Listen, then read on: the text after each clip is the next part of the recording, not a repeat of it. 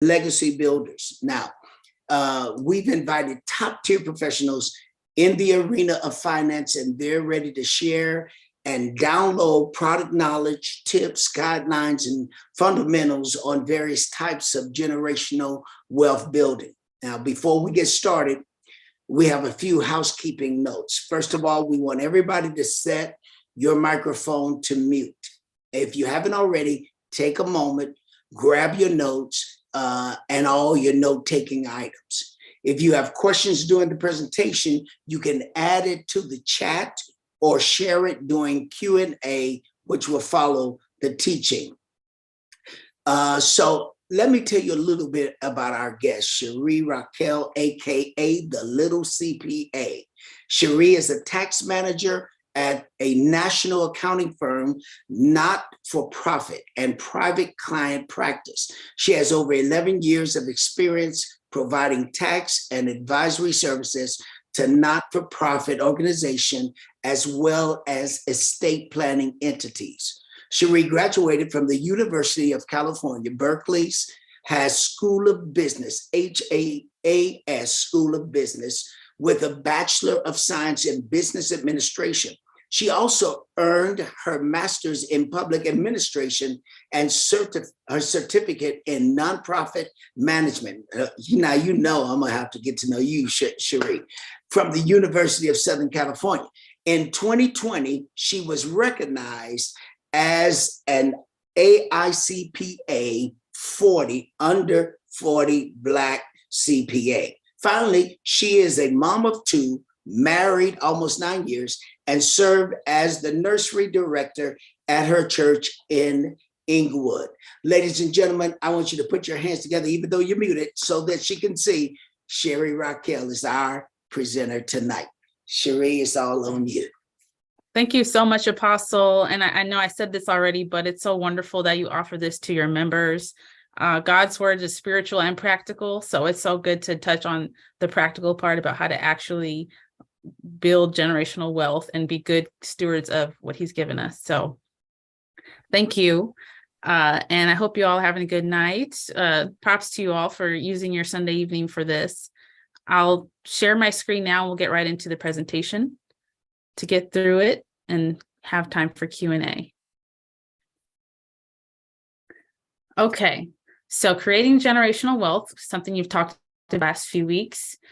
So today we're going to go over 4 fundamentals of the generational process. Some of these you've touched on in the prior weeks. Can you all hear me? Okay, I had a glitch. Yes, we can hear you.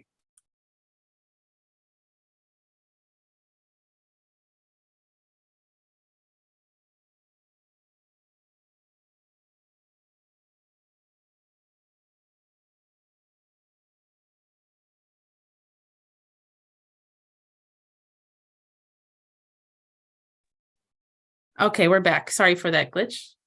Got kicked off. All right. So here's our agenda. We're going to get through this generational wealth process, touch on financial management, financial growth, financial impact, and financial freedom. All of these together are important in order to create generational wealth. The overall goal, whether it's financial management, financial growth, any of that, is to be good stewards of what God has provided us. Kingdom stewards is what Pastor Tony Evans calls it. And kingdom stewards are believers who faithfully oversee the protection and expansion of the assets God has entrusted to them to manage on his behalf. That looks different for everyone. In America, we have access to abundant resources, but in certain countries, dictatorships, people have access to less, but they're still called to be good stewards of what they do have. The first part of being a good steward and creating this generational wealth is financial management. And a verse I like to go to for financial management is Proverbs 27, 23 through 29. I've listed it here, but in summary, it's talking to people who work the land, right? And encouraging them to know what's on their land, to save their harvest, because you don't know what's going to come and when you're going to need what's available to you. If something comes and ruins your crops, if the seasons change, you're going to want to be prepared. And that definitely translates to modern day times, because we saw the last 2 years, the last 3 years, a pandemic, all the things still happening. We never know what's going to happen. And so we always want to be financially prepared. And that is essentially what financial management is. And sometimes we can plan, and God's going to direct our steps. And sometimes that does happen. You can plan for college and you do go to college. So it's just wise to always plan and then let God direct your steps. So what are the practical components of financial management? It's budgeting, credit and debt management, saving, and tax planning. Budgeting is the foundation. Everyone needs a budget. Some people think they can do it in their head and they're fine with that. They'll say, I don't have a budget, but you do have a budget. You just memorized it. It's good to have a tool, and everybody works differently. So you can use an app like Mint. You need a budget, or banks now allow you to go online and create a budget in the banking software. You can use Excel or Google Sheets if you're very detailed. Like me, I'm an accountant. I love doing all the details. You can use a physical budget. Some people prefer to write things down. That's how it's going to work for them. And I put a link here. I'll share the slides, but it's just a link to some of the budget tools that I like, that I think are useful. Okay. Are you ready to turn your camera on? Was that directed to me? Everybody mute, please. Okay. And so why do you need a budget? A budget is your roadmap. If you want to create generational wealth, you need to set a plan. And again, God's going to direct your steps. He can move things around as he wishes, but you need to have a plan so that God can work in that plan. So that's what a budget is. If you want to get to the wealth part, you got to start with the budget part. There's lots of different kinds of budgets. There's a zero-based budget. There's a 50-30-20 budget. There's a pay yourself first budget, and there's lots of other kinds. So it's really up to you. It's up to what you feel comfortable with. It's how your cash flow operates when you get money, when you don't have money, depending on how you work. All that's going to play a role in what kind of budget you have. So a zero-based budget, what that is every pay period, you start from zero. So that means you give every job you earn $1. So let's say in this example, you have $5,000 of income. So you assign $2,500 to mortgage, $300 to BART, that's like the metro if you're in the Bay Area, $500 to food, $200 to hair, $500 to utilities, $1,000 to student loans, and at the end of the month, you come to zero. Okay. People who don't do zero-based budgets, what they'll do is they might not assign $1 to everything, and their net income at the end of the month will be $300, and then they can do whatever they want with that $300. But people who maybe like, I need the discipline, I need to assign every dollar a job, they'll try to give a specific category to each expense item. The 50-30-20 budget is a budget for people who are, a lot of times you're just starting out and you're like, okay, I don't know how much to allocate to what. And so it's just a good rule of thumb to allocate approximately 50% of your expenses to your needs, like housing, utilities, things like that, 30% to discretionary expenses, and 20% to savings and investments. That 20% in savings and investments is huge. If you want to create generational wealth, your goal is to get to that number. There are exceptions, you can win the lottery, you can get an inheritance, all those kinds of things to accelerate your path to generational wealth.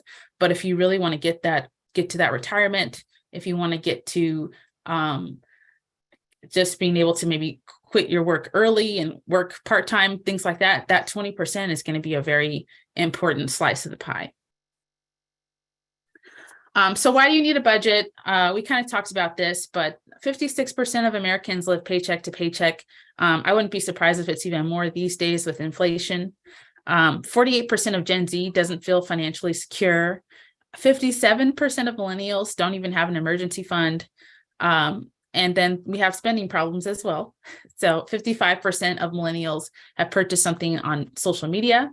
And then Gen X spends a lot of time, spends the most compared to all demographics. So we have spending problems, we have income problems. So in order to make the most of what we have, we need to budget. Another way, and this is also very important as well, is another way to budget is, and it's not really a budget, it's a system. It's called Pay Yourself First. And I actually saw something online and they said that they call it Pay God First. And I like that. The more secular term is Pay Yourself First. And then I'll talk about the other version, where when you get your paycheck, you first put the money into your goals. So you put your money into your emergency fund. You put some money into sinking funds, and I'll talk about what those are later. Then you put it into savings and retirement. So you're planning for your future. And then you pay off debt, because when you pay off debt, then you're increasing the amount of disposable income you'll have in the future when that debt's paid off. And then after all that, then you can pay for your needs and your wants, mandatory and discretionary expenses. And that way you're funding your future goals first, and then you're funding immediate things last, so that you're more likely to plan for your future than spend without any kind of discipline. People, the people who said pay God first is you get that paycheck and then the first thing you do is tithe and then do the rest. And I really like that, because again, we're kingdom stewards and we always need to be putting God first and his kingdom first. And the first thing we should do with our paycheck is give it to the Lord. So I really like that. So we could just add that in here. Then another huge component of financial management is saving. So they're saving for short-term goals like sinking funds, and sinking funds are called sinking funds because you put money into an account and then over time the account decreases, but it's supposed to. So let's say you're trying to go to Jamaica. You put money in the account today in March, so you can go in August. You put $100 every week. August comes and then that account is depleted. That's a sinking fund because it sunk, but that's good because you want it to sink. You can use sinking funds for travel, for children activities, things like that. And sinking funds are great because it's a great way to plan for things without going into debt. Say you want to go to Jamaica and you decide in July to go. Well, you might have to dip into your credit card to go because you didn't plan. But if you plan ahead of time with the sinking fund, you can still complete all of your other financial goals while saving up for this trip. And then there's long-term goals, real estate, down payments, higher education, those kinds of things you save usually in interest building accounts, investment accounts, so that the money will grow quicker. And we'll get into investing. Having said all that, have you guys, I guess, raise your hand. You heard about the Silicon Valley Bank collapse? You guys all heard about that? So you're going to want to choose your banks wisely. Silicon Valley was not a bad bank. It just was few things happened. Don't need to get into that. Having said that, there are some banks that charge really high fees. There's banks that don't offer good interest rates. For example, credit unions are known to offer the best interest rates if you need to take out a loan for a car or something like that. So do your research, choose your banks wisely. Don't just go to the bank down the street or what's convenient. It's okay. It's good to have multiple banks for different, whatever you need. You can have all your sinking funds at your credit union. You can have your checking account at JP Morgan Chase because they have ATMs everywhere, so it's easier. Things like that. And then another key component of financial management is debt and credit management. You need to understand how debt and credit impacts your financial growth. You need to understand what's the best way to pay off debt. And most importantly, you need to have a biblical perspective of debt. Our country celebrates debt. It's a good thing. Our country has enormous debt. And debt isn't always bad, but we need to understand that the Bible does talk about how debt enslaves us. Debt makes us a slave to lenders. And sometimes we need to go into debt, right? Medical debt, pay for college and all of that. But we need to be able to manage it, and we need to do it responsibly. So let's get into how to pay off debt strategically. There's two ways to pay off debt, and I've listed them here. Well, there's more than two ways, but there's two popular ways. There's a snowball method where you make minimum payments on debt every month, And then what you're doing is you pay off your smallest loan first, and then you move to your biggest loan, your next biggest loan, and then the next and the next until you pay off the largest loan you have. And the snowball is really good because it gives you confidence. So let's say you have credit card and student loans and mortgage and all this kind of debt. Well, if you pay off your smallest credit card bill first, that gives you confidence, like, oh, I accomplished something. And then it's a mental thing. You're likely to pay off the next thing and keep going. So the snowball is really good. If you're trying to maximize your wealth, the avalanche method is really good. And that's with the avalanche method, you're paying off your highest interest rate loan first. So the loan that costs you the most money, you're paying that off first. It's going to take you longer to get that first loan paid, but in the short term, you're going to be paying less interest over time. Both are fine. It really depends on who you are. If you know that paying off the small loan first is going to motivate you to keep going, then the snowball is great. But if you're like, no, I'm trying to get my money, get this interest paid off, the avalanche method is also good. And there's a website, I put a link, and I'll be sharing these slides. It's called undebt.it. And you can actually put your debt into the software, and it can tell you which method is going to pay off your debt the quickest.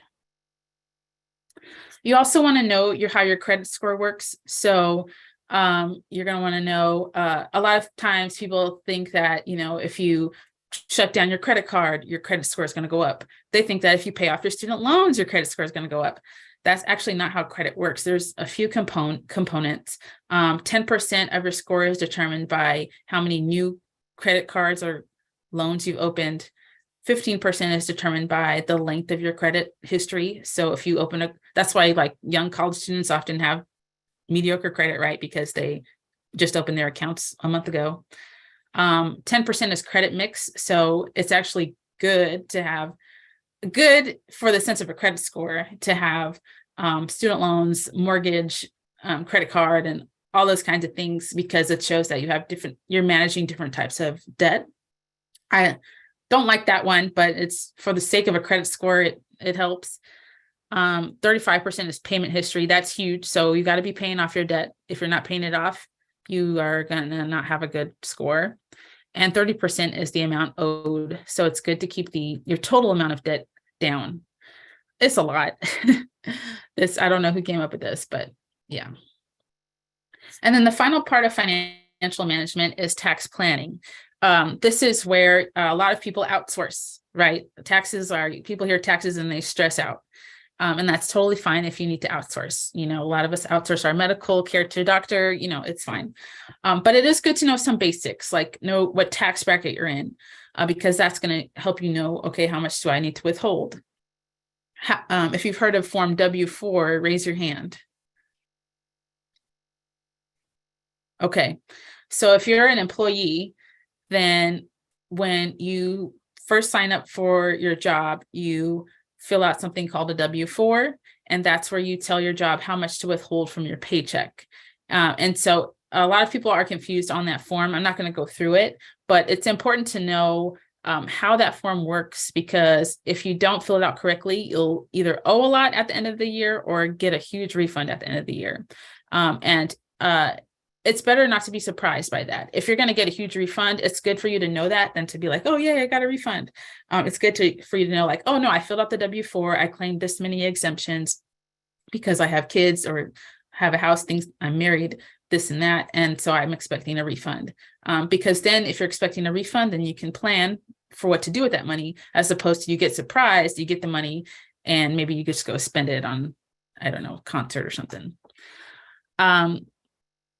Understand your tax obligations. So if you're a business owner, a lot of people start businesses and then they get discouraged because they didn't realize how much tax they owe. When you're a business owner, you don't have your income withheld. You have to plan for tax payments quarterly throughout the year. And then it's also good to know about tax saving opportunities. I've heard so many people tell me they're Christians and they say, I don't deduct my tithes because they say, I don't, when I give, that's between me and God. And it's like, well, you're legally allowed to deduct your tithes. If your tax person knows, that's fine. Deduct your tithes, then you have if you can take that as a deduction, then you have more money to give. It's a legal deduction. You're not doing it to show everyone how much you give and showboat it. No, you're doing something to honor God, and then you're taking a legal deduction. So it's good to know that. And it's good to know what other tax savings opportunities are out there because it's legal. The Bible says to pay to Caesar what is Caesar's, but if Caesar is telling you can do certain tax strategies to pay less tax, it's good to take advantage of them. So a few tax savings opportunities, they include for anybody who pays tax, contributing to certain types of accounts like a health savings account or a retirement account. If you own a home, there's the advantage there of deducting mortgage interest and property tax. Again, homeowners can, if you install solar panels or energy efficient windows, there's tax credits you can get for that. If you're a real estate owner, you can take an expense called depreciation, which is where we take the value of your property divided over a number of years, and that is deducted from your any rental income over the years. Real estate investors can also sell their property and buy a new property in a window of time, and that's called a 1031 exchange, and they don't have to pay tax on the proceeds they got from selling their property. And then business owners can take ordinary necessary business expenses, and business owners also, if they lose a lot of money in one year, they can carry that loss forward to other years to reduce their taxable income. So again, know what category you're in, and if you have a tax professional, ask them like, what strategies can I do to reduce my taxes? Because what's the largest expense you pay over your lifetime? Taxes. Healthcare is very close, but taxes. So creating generational wealth, tax strategies, that is essential. It's huge. That's why you see so many people go into real estate and so many people become entrepreneurs. When you see that billionaire list every year in Forbes, these are not W-2 employees. These are people who have taken advantage of these entities that allow for tax saving strategies to build wealth. This is just something I wanted to put in there. It might be common knowledge, it might not. There's this, if you own a home and you sell it after living there for at least 2 years, then you can exclude $250,000 of the gain from your taxes if you're single, and $500,000 from your taxable income if you're married. And that's a huge wealth building opportunity. You know, you can sell your home, keep those proceeds, not pay any taxes, and move into another home, and do whatever you want. Maybe put that extra income you saved on tax towards that 20% investing and saving slice that we saw earlier. And then I just included a picture of Schedule C from your personal tax return. If you're a business owner, you can see here there's 27 deductions you can take against your income. Great opportunity to reduce your income and reduce the amount of tax you pay when you're a business owner.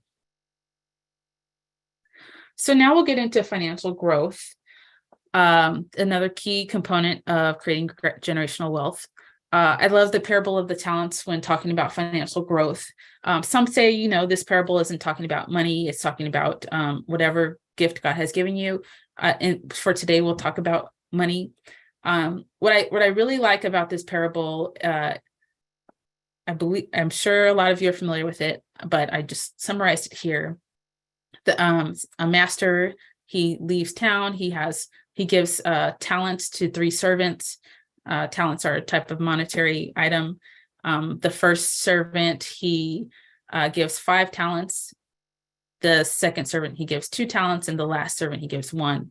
The first servant invested the talents and doubled them. The second servant did the same. To both, he called them good and faithful servants. The last servant buried his talent in the ground, did not invest it, and he did it out of fear.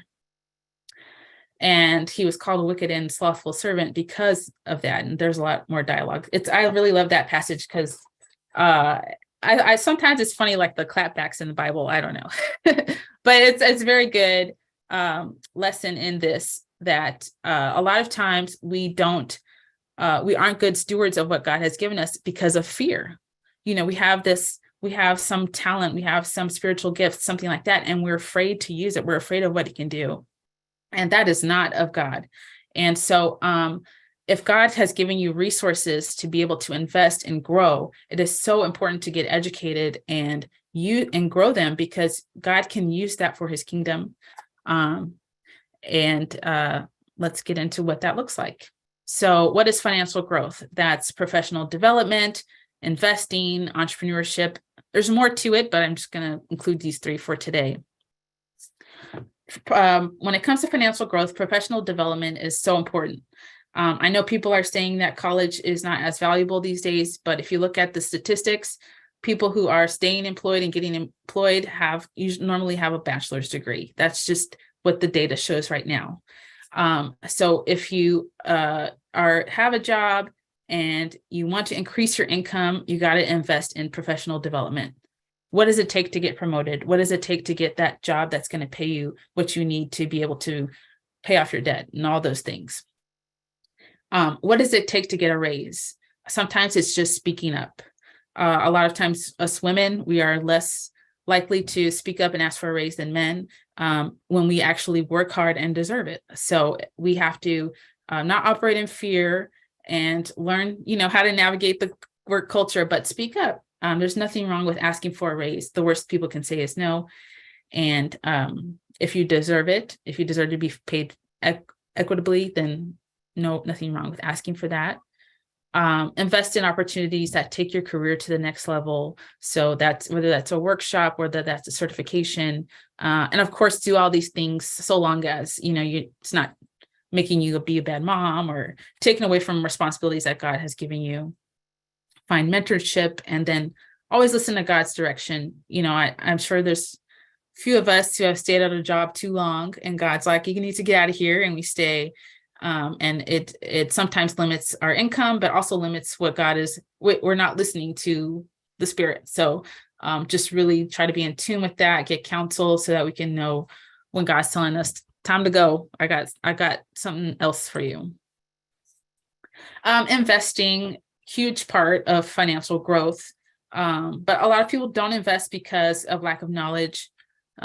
It's scared of the stock market falling, crashing like it has been lately. They don't understand stock, dividends, rental real estate, cryptocurrency, things like that. So the best way to do that is to get educated. And also know your risk tolerance. A lot of us have been through financial trauma. Maybe we grew up in poverty. Maybe we grew up just seeing somebody mismanage money. And so for that reason, we have really low risk tolerance when it comes to money, meaning we try to save up as much as we can. I don't want to trust nobody with my money, whether that's the bank, whether that's, this stock, none of that. And then some people are hustlers and you're just like, I'm gonna try to get this money how I could get it. And you're like, let me get in this alternative investment, these digital assets, these fix and flip rental real estate. Neither is wrong. But you got to know which one you are, because if you are a low risk tolerance person, it's good to get educated on the more riskier assets, because maybe you can just dip in them a little bit just to grow your wealth. If your high risk tolerance is nothing wrong, there's nothing wrong with that, but you might have to check yourself to make sure that you are not being a lover of money and falling for any get rich quick kind of thing. But yeah, all discernment, if your heart is right, neither of these is wrong, but your tolerance will shape how you invest.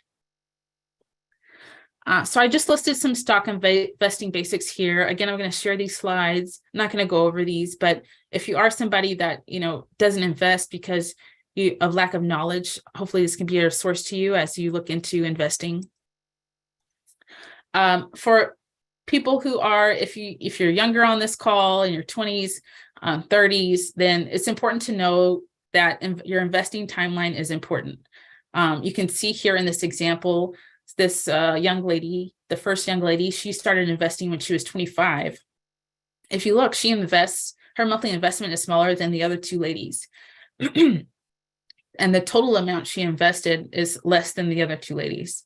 But if you look at the amount she grew her money to at the end of the term at age 65, she's got more money. Her money grew more because of how time works. When you invest your money, it compounds in interest, meaning it grows by a certain percentage every few years. And so because time is on her side, at the end, she has way more than everyone else. So if you're younger, this is a great time to jump into the stock market when prices aren't that high, and you can really grow your money to create that generational wealth. If you're not younger, and you're still, you still want to grow your money, it's still a good time to invest. I would talk to an advisor to see what that looks like, because how you invest in your 20s is different than how you invest in your 60s, right? In your 60s, you might invest in bonds because you're either retired or retiring, and you need a steady flow of income, a steady, reliable flow of income. So every investing stage is different, but I just wanted to highlight for the people that have more time on their side, this is a great time to make sure you're getting in the stock market. And then another important area of financial growth is entrepreneurship. It's not for everybody. Trust me, I know.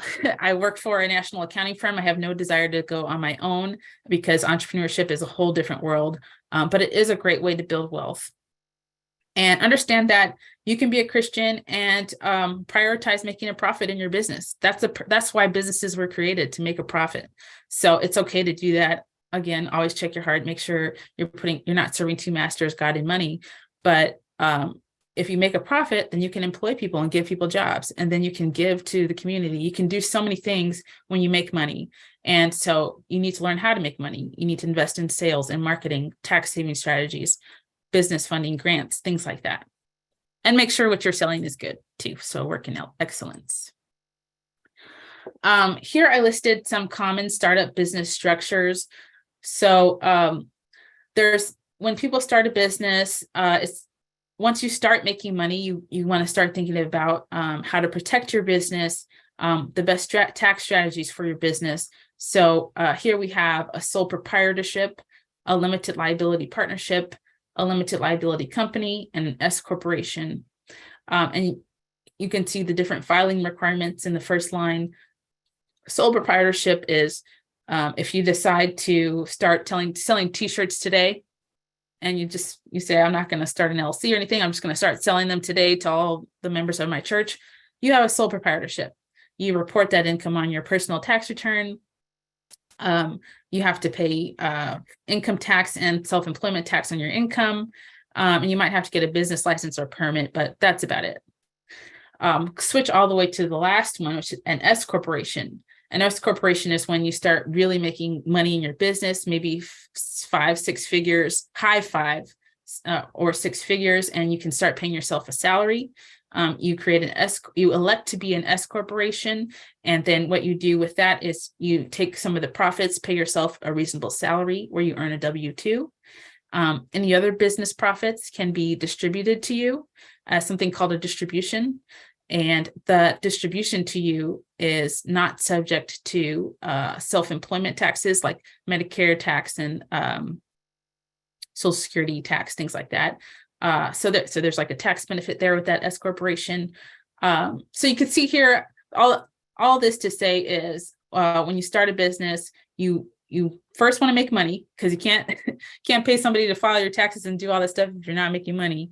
But once you do that, you got to start strategizing. Okay, which legal entity is going to make the most sense to protect my business, but also to help me save on tax, to help me get funding, things like that. And then we talked about this, but if you are self-employed, you have to pay estimated taxes every quarter. And so the best way to do that is to work with a tax professional who can look at your prior year taxes or project your income for the current year to make sure you're paying in the right amount of tax every quarter. And so we've talked about financial management. We've talked about financial growth. The next core component of creating generational wealth is financial impact. This is where we get to really honor God with our finances, as far as when it comes to giving back And I've learned list some verses here where God tells us how important it is to give to people in need and serve others. But financial impact, from my perspective, is charitable giving. It can be impact investing, but also generational wealth. Because with generational wealth, with generational wealth, I see it as something saying, I love my family so much that I'm willing to make sacrifices today so that you can have an easier life in the future. And that's impact. So I put generational wealth with financial impact. But we'll get back to charitable giving right now. So there's lots of ways to give. Most of us think about individual contributions, right? That's what we do at church. We write a check, or we put money in the tithing basket, or we donate online, and that's an individual contribution. There's so many other ways to give. I'm not going to go through all of them. These other ways is when you start really creating that generational wealth and really want to maximize the amount you give and the way that you give. You can create these entities I've listed here, and there's so many others. A lot of these celebrities and billionaires, they're using these entities to give. And I also want to say charitable giving should be done with prayer and discernment. Some of the most giving people statistically are people in the church, which is awesome. But sometimes I think like we're giving, of course, to the church, but we're also giving to family members and things like that. And personally, I know that one of my biggest mistakes has been giving people money when they need it, instead of praying for them or working with them through situations, or saying no, so that they have to really step up and work and do other things. So I just wanted to say that for whoever needed that. Just really, sometimes those people who are givers need to really pray, because that could be hurting your opportunities for generational wealth and hurting that person by enabling them if we shouldn't be giving to them. I'm not going to touch too much on this. Another way to give is through impact investing. So when you start getting into investing, you can invest in stocks and bonds, and you can also invest in organizations that are committed to social impact. There are faith-based funds that you can invest in. Those funds will invest in stocks that maybe aren't for can't think of it, like employee, what's it called, like sweatshops or something like that. So there's things called like Bible-based exchange trade funds that you can invest in if you really want to be committed to investing in organizations committed to doing what God wants us to do. If you care about the environment, you can invest in funds that focus on environment, social justice funds as well. And then key components to financial impact is this generational wealth component, which you guys did touch on with Portia Wood. I know Portia, I love her, with the estate planning component. So with estate planning, there's a lot to it. There's a will and trust, medical directives, life insurance, guardianship forms, and beneficiaries. All these, when you're thinking about generational wealth, all of these components are essential, because legally, if you want to pass wealth from one generation to the next, this has to be in place. If your assets are over a certain amount, which a lot of people by the end of their lifetime, they are. One thing I just wanted to touch on, and then I'm going to move on to the last section, is something called step up in basis. So when you give somebody, when you put your house in a living trust and you pass that trust on to the beneficiary of that trust is your child. When your child receives that house, they receive a step up in basis. So what does that mean? Let's say you bought your house in the 2000s for $200,000. Okay. Let's say then you pass away this year and your house is now worth $1 million. Okay. So your child inherits the house and your child says, this house I'm so glad my parents gave me this house, but it just makes me think of them and I miss them. I need to sell it. So normally when you sell a house, when you sell it, you get the money for the value it's worth by the person who buys it. And then on your tax return, you deduct that by the amount you paid for the house. So your parents bought the house for $200,000. If your parents would have sold the house in 2023, take $1 million minus 200,000, that's 800,000 in taxable income you have from selling the house. But with step up in basis, when an asset is passed down to a beneficiary, that beneficiary gets to take the basis the house is worth when your parents passed away. So if you decide to sell it, you could say let's say you sell it for $1,001. The house, you can reduce it by $1 million, the value it is in 2023, and you only have taxable income of $1.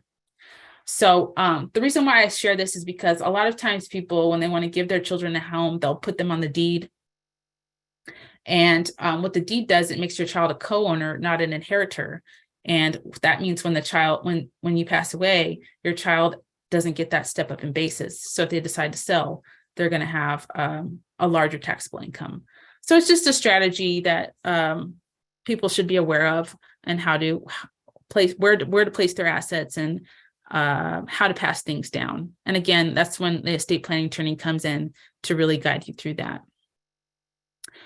I just put some other information in here for your reference. Again, I'll share these slides. Life insurance is a key component of generational wealth, because you never know, tomorrow's not promised, right? And that life insurance is really going to make sure your family's protected. One thing a lot of people don't know, I'm sure the insurance person might have touched on this, is parents, if you have young children, you can get a child rider on your life insurance. So you can get your life insurance for yourself, but you can also, for like $5 a month, get a rider where you pay you pay like $5 a month, get $10,000 in coverage for your children. We hate thinking about that, but again, just good to prepare for the worst. And it's not a lot of money, so you can do that with life insurance. And if you start a business, there's different types of insurance you need. Again, life insurance is key. And then when it comes to children, generational wealth, there's specific entities you can do this with. There's the estate plan that we've talked about. There's something called a 529 plan. It's an account that allows you to put money into an investment account. It grows and grows. When your child's ready to go to college, you can take the money out tax-free. You can pay for their expenses for college, and all of that is done. And the account grows without being taxed on in interest, dividends, capital gains, things like that. So it's a very tax beneficial plan. And then you can also make sure you add your children to your retirement account as beneficiaries and things like that. And then here I just listed different ways you can save for your kids' college. There's UGMA accounts, UTMA accounts. These are investment accounts for your children. What you do is you put money into these accounts every year. And then when your child turns 18 in California, they get access to that account and they can use it for whatever they want. There's the 529 plan that we just talked about. And then there's the custodial Roth IRA. If your child starts working, they can contribute to a retirement account and start saving for retirement early on. And the last thing I'm going to talk about, a huge important component of of creating generational wealth, is financial freedom. Enjoying our money is okay. You know, God is fine if we go take that trip. God wants us to enjoy life. And so key components of financial freedom are joyful living and retirement. And, you know, when I see this picture, I think, like, if these were my daughters, I would be so happy for them, like enjoying life. And I like to think God is the same. And we should strive to have moments like this, moments of peace, moments of appreciating this world God has. And we need to plan for that. So when we have that generational wealth, we can really do these kinds of things. And so the saving, the sinking funds, the investing, that gets us here. And then making sure we're saving for retirement the right way. There's so many different retirement accounts, depending on where you work, whether you're employed or self-employed. And so you really want to take advantage of all the types of accounts that are available to you. And if you work at a company that offers an employer match, An employer match is when you work for a company and you put a certain amount into retirement, and the company says, hey, we'll match that up to a certain percentage. Absolutely take advantage of it. In this example, I showed two different people who contributed to their retirement account, but because one took advantage of the employer match and the other didn't, her account grew more than $260,000 than the other person. That's a lot of money. So if you work at a company, when they have those retirement presentations, really pay attention. That is key to creating that generational wealth and having that financial freedom. And the last thing is on the littlecpa.com, I have a lot of books in the different categories here. So if you want to learn more about any of these are all books I'd recommend. I really like this book by Tony Evans called Kingdom Stewardship. I think it's a good starting point to learn about, have that godly perspective, but also that practical perspective of how God wants us to use our money. And then always remembering to prioritize godly treasures. Like we really want to store our treasures in heaven, and having that mindset will keep us from becoming lovers of money and having the two masters between God and money.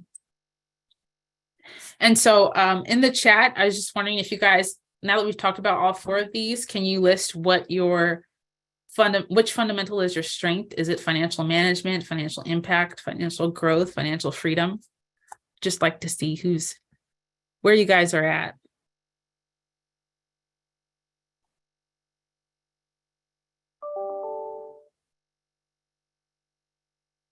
Let's see. I don't know if I could see the chat. Oh, financial growth, financial management. Financial management, growth. Okay. A lot of us are still trying to get to that financial freedom. All right. And so which fundamental, if you feel comfortable sharing, needs improvement on your end? Which one are you like, yeah, I got to get better at that?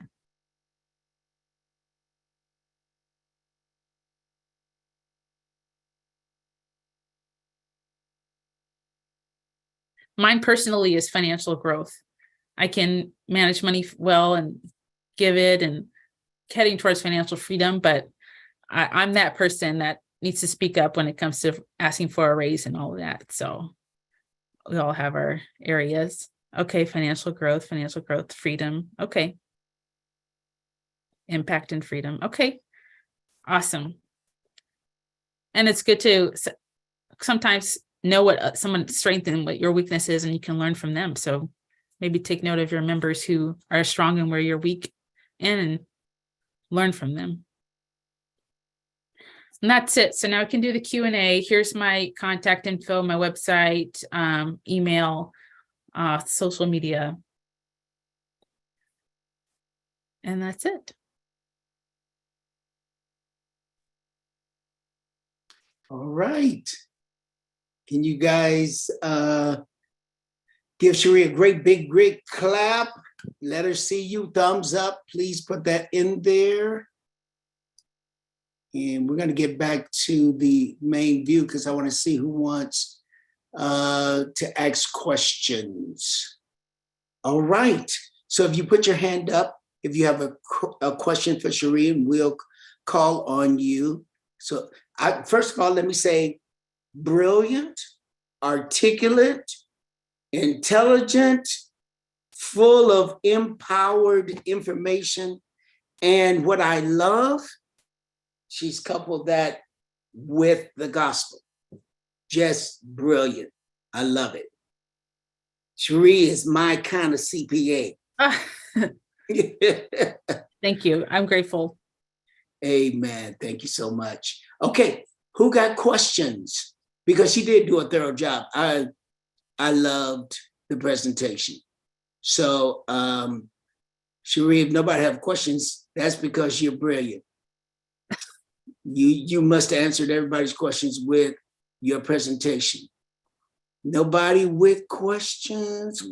Oh, what's the difference between a health savings account and an IRA? That's a great question. So a health savings account is just that. Some jobs give you the opportunity to, what they'll do is they'll say, okay, we'll give you an insurance, we'll give you health insurance, but you have to pay a really high deductible. And deductible is the amount you pay before the insurance kicks in. So if you have a hospital bill, you might have to pay like $1,000, and then insurance will kick in and pay the rest. So yeah, an employer will say, okay, we'll give you a plan with a high deductible, but we'll also give you a health savings account. And what you do is you put money into this account every month.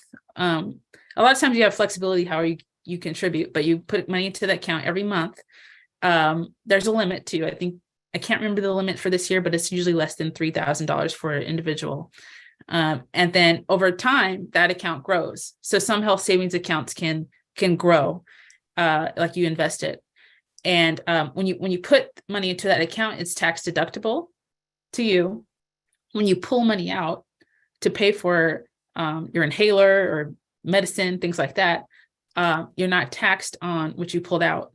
And that money can grow, dividends, investments, things like that. Those are not subject to tax. So that's a health savings account. It's a really great tax advantage account. And if your employer offers it, it could be good. And then an IRA is a retirement account. There's 401ks, there's IRAs, there's 403bs, there's all these different retirement accounts. IRA just falls into that. A lot of times IRAs are like you get them on your own. So your employer will offer a 401k, but a lot of times you say, oh, I want my own retirement account. You'll set up your own IRA through a brokerage firm. And when you put money into that separate IRA, that you can deduct that on your tax return as well. So that's the difference. One's for retirement, one's for health expenses. Okay, next question is coming from Wandra White.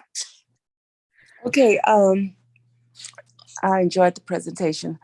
Very good. But you mentioned briefly about the FICO scores, and I just want to know if you pay all of your bills on time, you've paid off all of, you're pretty much debt free, Mm-hmm. and you find your FICO scores are moving slowly, going high. What is it that you can do to boost the FICO scores? Because it's like you've done everything. Mm-hmm. But I just, sometimes they said, you said, well, if you paying them off doesn't make them go up. I think I heard you say that. I may have misunderstood it. So I'm trying to figure out what is it that makes them, I've watched them FICO scores get higher at different times, but now it's like dragging. And I'm like what can I do to make them, boost them to whatever I need to do?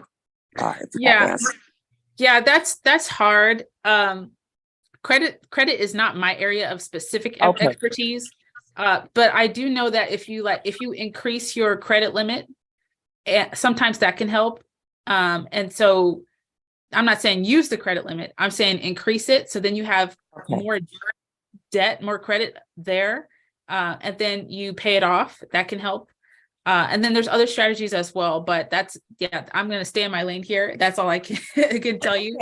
Okay. But that's one way. But yeah, that's normal for it to start slowing down once you start doing things the right way. It's just weird how that works. Okay. Thank you. Cherie, there's another question in the chat.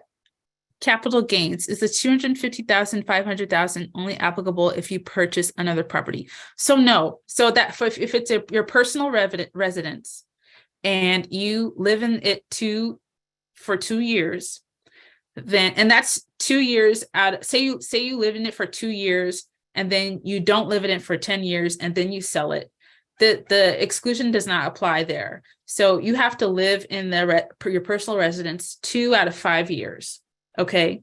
So if 2 out of 5 years you live in your personal residence and then you sell it, okay, then $250,000 of the proceeds are excluded from your taxable income. Whether or not you buy another property. So if you sell the property and then go move to Portugal and rent, that's still an exclusion to you. All right. Okay. And then there's another question. What is a safe investment for a 25-year-old to start with? Well, that's a good question, but that is a tough question because I'd have to ask you, what is your risk tolerance? What are you, do you have a stable job? What are your long-term goals? All those kinds of things. Having said that, the safest investment probably is retirement. So put that money into your job's retirement plan. If you're self-employed, figure out what kind of retirement plan you can get and just invest in what's available to you in that plan. A lot of plans have something called target funds. So you can put your money, you can invest your money into a fund that grows with you in retirement. And then when you get closer to retirement age, they shift your investments to safer investments like bonds and things like that. So that when you retire, then you're not invested in, some stock that's going up and down, up and down. You're invested in things that go like that. So you'll have more reliable income. So I'd say that. Aside from that, I would probably have to do like a one-on-one to learn more about you. The next question is 401k considered an IRA? If not, do you recommend doing both? So a 401k is different. A 401k, they're under different sections of the tax code, but a 401k is usually offered by your employer. It's subject to different rules. They're different in the sense of how they're offered. What you can invest in either is similar. I say that with hesitance because get more advanced, you can do some complicated stuff with certain IRAs, but for the most part, both you can invest in stocks, bonds, funds, things like that. But yeah, 401ks usually offered by your employer. If you're self-employed, you can also have a 401k. An IRA is a little bit different because usually it's something you do solo. It's usually not offered by an employer, and it's kind of more self-managed. That's the most general I could get. I do recommend doing both. I recommend having a 401k at your job and then doing a Roth IRA separately. A Roth IRA is a retirement account where you put, normally when you contribute to retirement, your job withholds the retirement pay from your check. So when you get your income for the month or every 2 weeks, it's already deducting the amount put into retirement, meaning you're not being taxed on what you have withheld for retirement. And then when you get to retirement age and that money is paid to you, you're taxed on the distributions made in retirement. Okay. With a Roth account, with a Roth IRA, when before you put money into retirement, you're taxed on it. So whatever's going to go into that Roth IRA, that shows up on your paycheck and you're taxed on that in that year. It goes into your Roth IRA, but then when you hit retirement, that money comes out to you and it's not taxed. And when you get older, there's a lot less tax deductions available. You usually don't have dependent kids, maybe you paid off your house, all those kinds of things. So it's nice to have the less taxable income as possible as you get older. So a lot of people recommend having a Roth IRA on the side and then doing your job's 401k. Having said that, a lot of jobs do offer Roth 401ks as well. So you can get taxed on that money today, so you can get tax-free distributions later. And in that case, you may or may not need a Roth IRA as well. And then there's a question, what are your thoughts on Acorn investment app? So I think there's a lot of great ways to invest. I think you got to invest in whatever's safest to you. A lot of these are reliable, no matter what you hear on Reddit or something like that. Most of these apps, if they're on the market, I don't know about the black market stuff, but if they're on the regular market, you can, that's fine. They might have fees and things like that. But if they're getting you to invest and educating you, I'm all for it. I think that covers all the questions.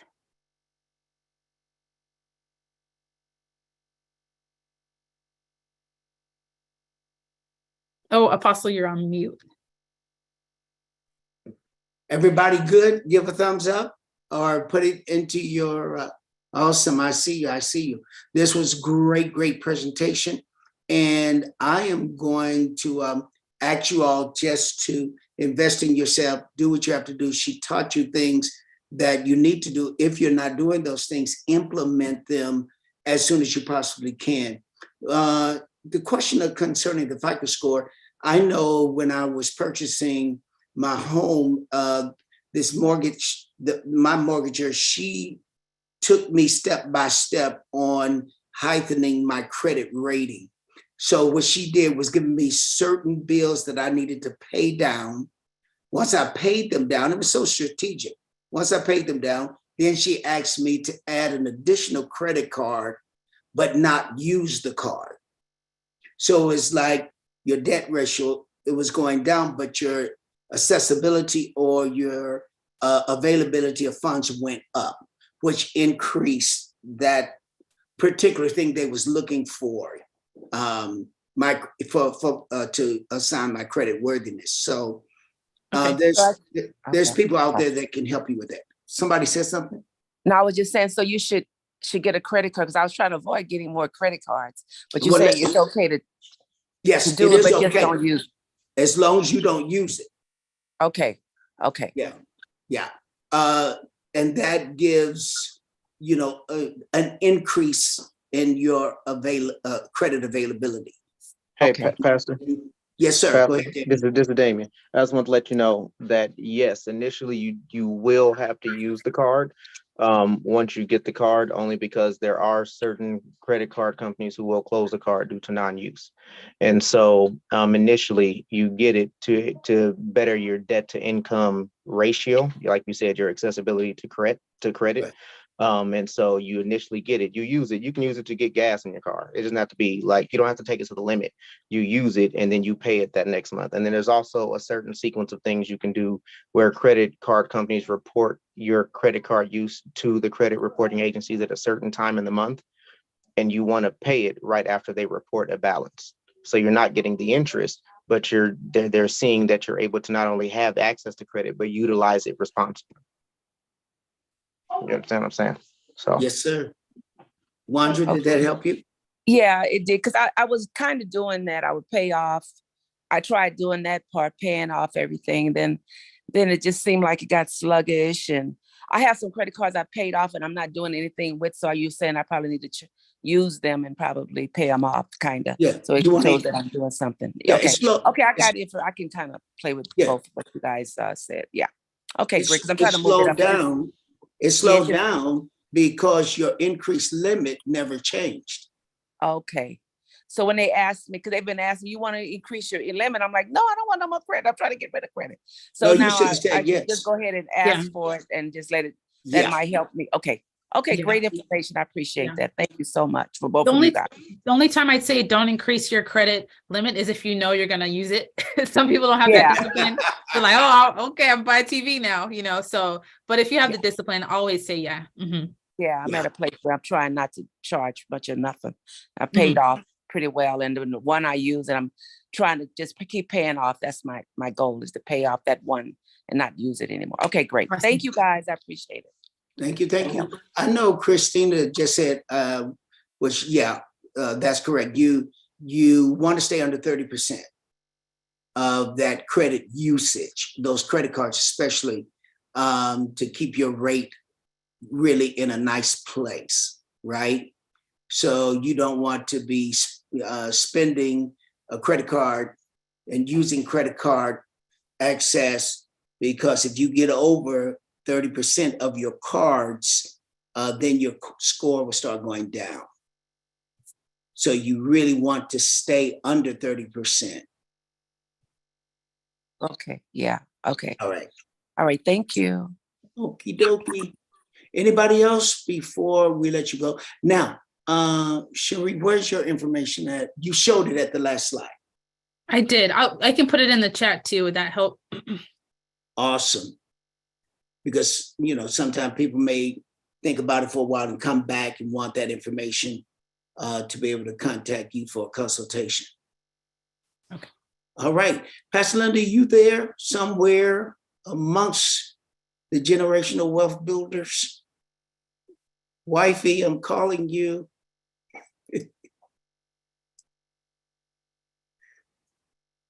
All right. She must have fell out. Oh, there she is. She's on mute. She's on mute. Pretty lady. All right. Yes, here I am right here. Yes, great presentation. It was totally great. And we are just learning so much and getting so knowledgeable here. And so we just thank Cherie for all her expertise and her time taking out her calendar to come and share with us her Absolutely. wisdom and insight, and yeah, and so it was just so amazing.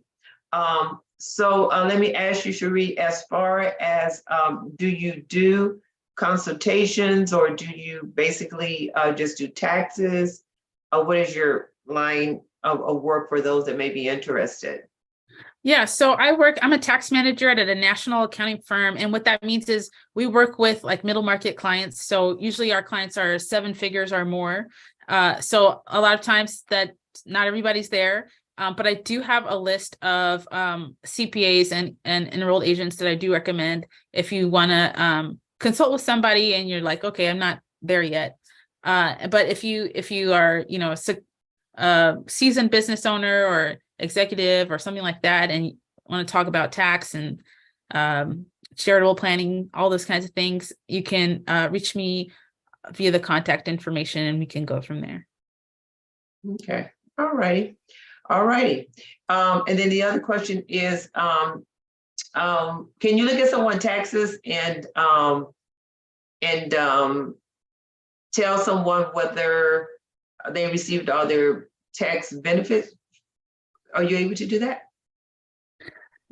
Yeah, we can do that. It would probably be more than, probably have to look at a few years and ask some questions, all those kinds of things. But yeah, that's something we can do, a tax return review. Mhm.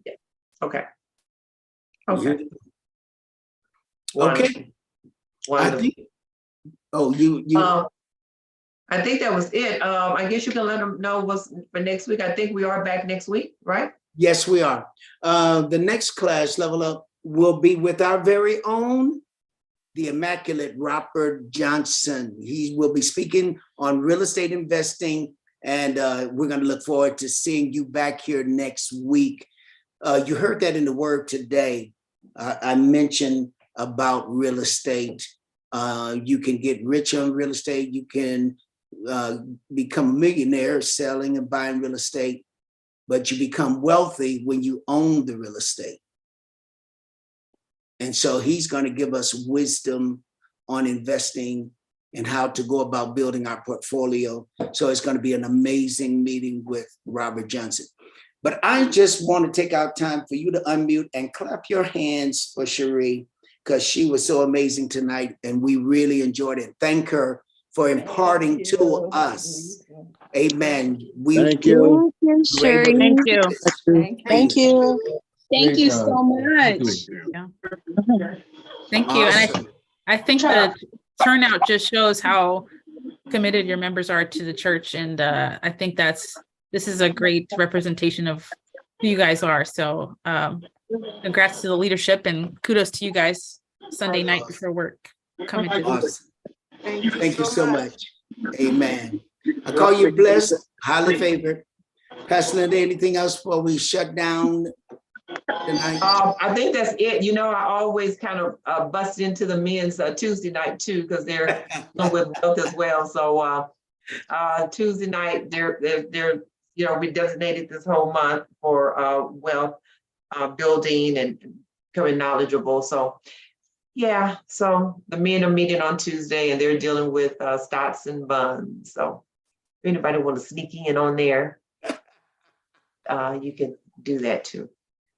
Awesome. Okay. Very good.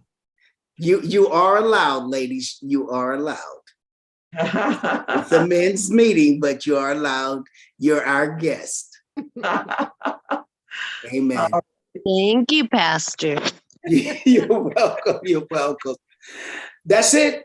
Thank you so much, everybody, for joining us tonight on Wealth Builders Level Up Masterclass. And we really, really enjoyed you, Cherie. And thank you for all that you've imparted to us. And it won't sit dormant. It will be put to use. Amen, everybody. Amen. With that said, God bless everybody. Have a Amen. great Amen. Sunday night. Amen. If you're going to eat dinner this late, please take a walk afterwards. Just saying. Be blessed. Brandy, I see you, Brandy. I see you, Brandy. Yes, yes, yes. All right, bye, everybody. I'm leaving. I'm going to rest. I had a real nice day today with 2 services. Be blessed. Guys, have a good night.